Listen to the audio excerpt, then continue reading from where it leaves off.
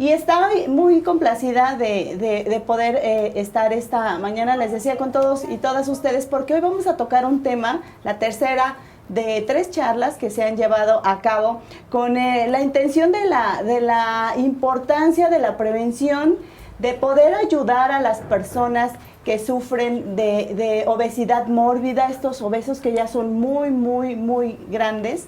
Y bueno, alternativas como las cirugías bariátricas son excelentes para este tipo de pacientes, y aunado a ello, bueno, se une un grupo multidisciplinario para poderle dar atención a todos estos pacientes. Y hoy, para finalizar estas charlas, se encuentra conmigo la licenciada Nancy Landero Jiménez. Le cuento un poco de la trayectoria profesional de esta mujer. Ella es licenciada en Nutrición y Ciencia de los Alimentos por parte de la Universidad Iberoamericana. Tiene un diplomado en Nutrición Bariátrica, también por la Universidad Anáhuac, en sede del Hospital Ángeles, y actualmente ella es nutrióloga adscrita a la Clínica Integral de Cirugía para la Obesidad y Enfermedades Metabólicas del Hospital General Dr. Rubén Leyero, que cabe destacar que es un hospital muy bueno y es por parte del gobierno del Distrito Federal.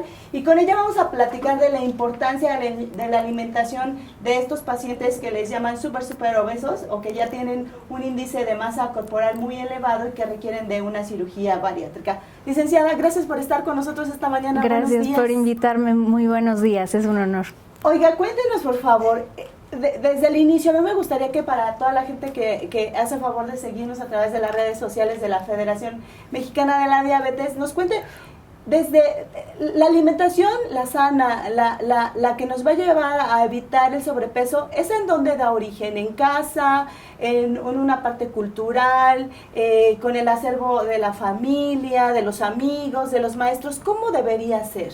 Así, justamente como lo dices, es importante que veamos cómo nos alimentamos desde pequeños, precisamente porque lo aprendemos desde casa, lo aprendemos en la cultura en la que vivimos, en el país en el que vivimos, cómo se llevan a cabo las fiestas, las relaciones en el trabajo, en la escuela, en todo esto, ¿no? Entonces, siempre es importante hacer un análisis global de todas estas actividades para saber cómo es la alimentación de una persona.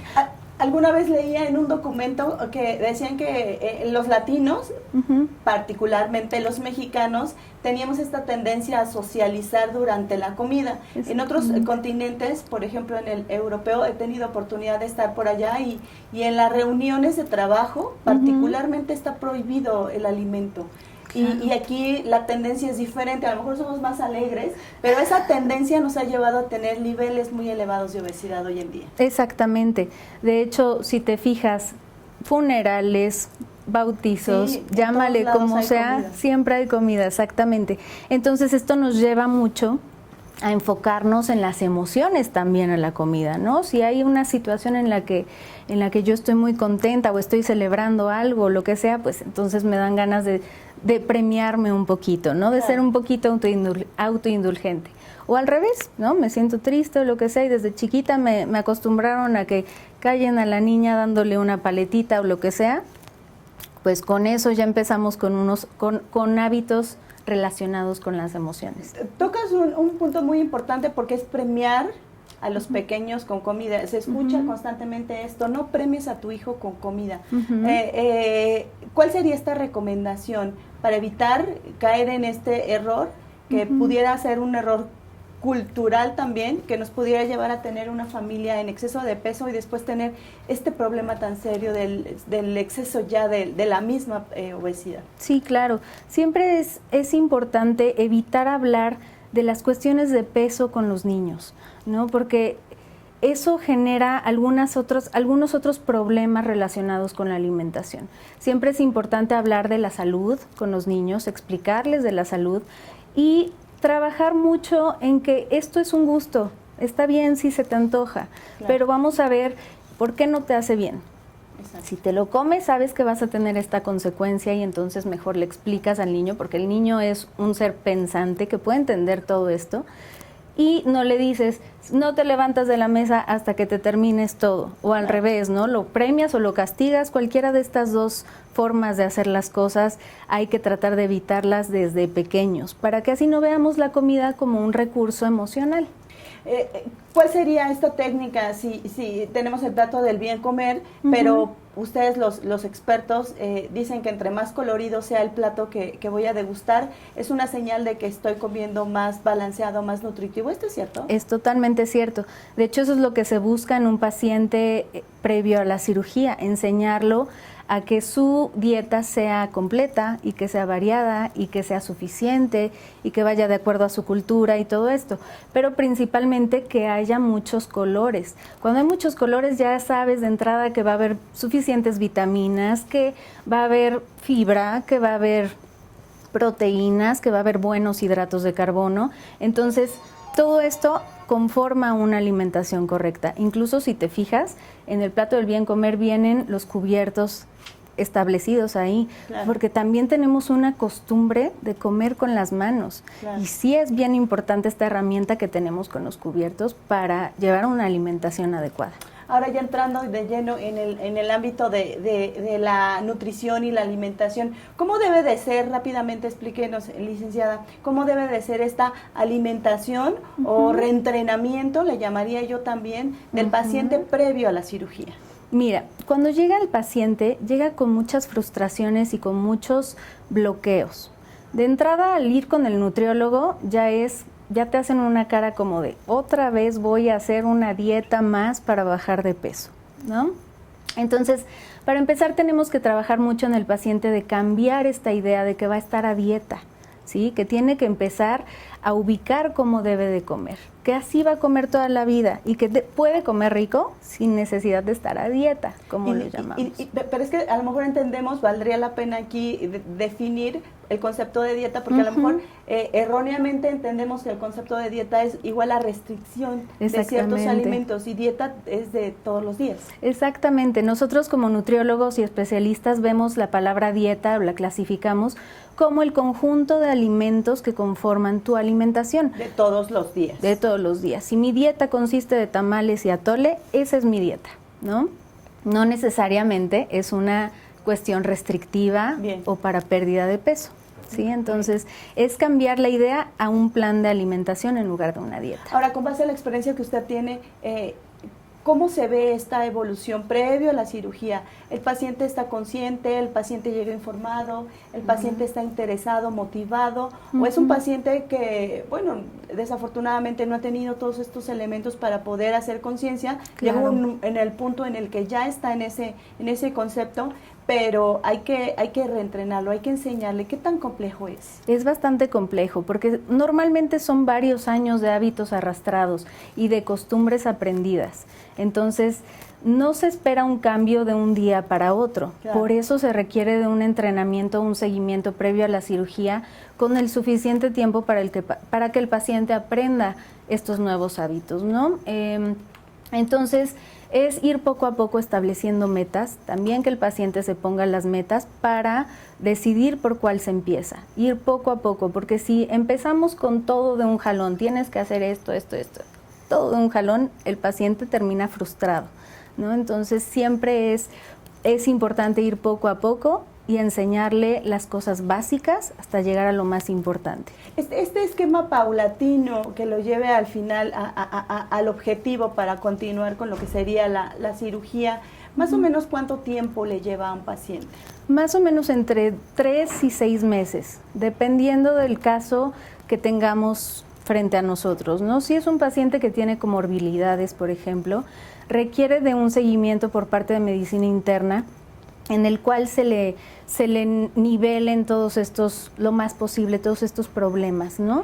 Valdría la pena que le expliquemos a la gente que claro, es una comorbilidad, para que también entiendan si es un paciente que aparte de tener esta obesidad tiene otras cosas adicionadas, como podría ser. Exactamente, diabetes, hipertensión o cualquier otro problema relacionado con el hígado o alguna cosa relacionado con los huesos, en fin. Entonces, todo esto, sobre todo lo pulmonar, tenemos que cuidarlo mucho y para eso tenemos el equipo multidisciplinario. Una comorbilidad se cuida empezando con medicina interna, claro, y después, obviamente, la nutrición es fundamental para mejorar mucho estos problemas. Durante este periodo de los 3 o 6 meses, el paciente únicamente es reentrenado para aprender a nutrirse, a comer adecuadamente, o también se le adicionan ciertos suplementos o pastillas, no sé, ustedes son los expertos. Es recomendable mandar algunas vitaminas antes de la cirugía, porque si se le realiza una cirugía mixta que lleva a una malabsorción, es requerido que haya algo de multivitamínicos para que no llevemos arrastrando muchas deficiencias. Bien. Entonces, a veces eso es recomendable. ¿Qué es más complicado? No sé si por género sea más complejo, ¿la obesidad en un hombre que en una mujer? Mira, es muy clara la tendencia en algunas ocasiones que las mujeres somos más emocionales. En muchas cuestiones solemos caer en que si me siento triste, entonces ¿cómo me premio con esto? Todo eso sucede mucho más en las mujeres. Pero realmente ahí estamos peleándonos las mujeres contra los hombres, ¿eh? Muy bien. Ahora, ya cuando va a ser la parte de la cirugía, ya ocurre el proceso, el tiempo quirúrgico, y dependiendo de las características del paciente, el médico decide si es una manga, si es un bypass, etcétera. Después, ¿qué sigue? Después sigue llevar una dieta posterior a la cirugía, inmediata después de la cirugía. Tenemos que cuidar el nuevo estomaguito que se le realizó al paciente, que es un pouch, así le decimos, o es nuestro reservorio de alimento, ¿no? Es una bolsita muy pequeñita que tenemos que aprender a cuidar y que está recién suturada, vamos a llamarle así. Sí. Entonces tenemos que cuidar que no haya alimentos sólidos, que no haya irritantes, que no haya cosas que lo pudieran lastimar. Entonces vamos introduciendo alimentos paulatinamente. Empezamos con líquidos y después líquidos un poquito más espesos, después vamos con una dieta de papillas. Todo esto sucede semana a semana. Semana a semana se va cambiando la fase de líquidos o de alimentos que se van a introducir a la dieta. Entonces vamos aproximadamente 5 semanas con esta dieta posterior a la cirugía, hasta después llegar a una dieta específica para el paciente y empezar a introducir alimentos sólidos. ¿Este proceso cuánto tiempo lleva? Desde el primer día de la postcirugía hasta el momento en el que el paciente ya está en las condiciones de poder volver a probar alimentos sólidos. Más o menos son 5 semanas. Y en estas 5 semanas el paciente, ¿qué experimenta? ¿No tiene ansiedad? ¿No tiene deseos de comer como cualquier otro paciente? ¿No se le antoja todo y está en esta imposibilidad médica? ¿Qué pasa? Sí, claro. Sí, mira, muchas veces es parte del entrenamiento previo a la cirugía, ¿no? Decirle, mira, te van a operar de aquí y no te van a operar de la cabeza. Todo lo que se te antoja, se te va a seguir antojando. Bien. ¿Sí? Solamente va a cambiar un factor muy importante, el hambre.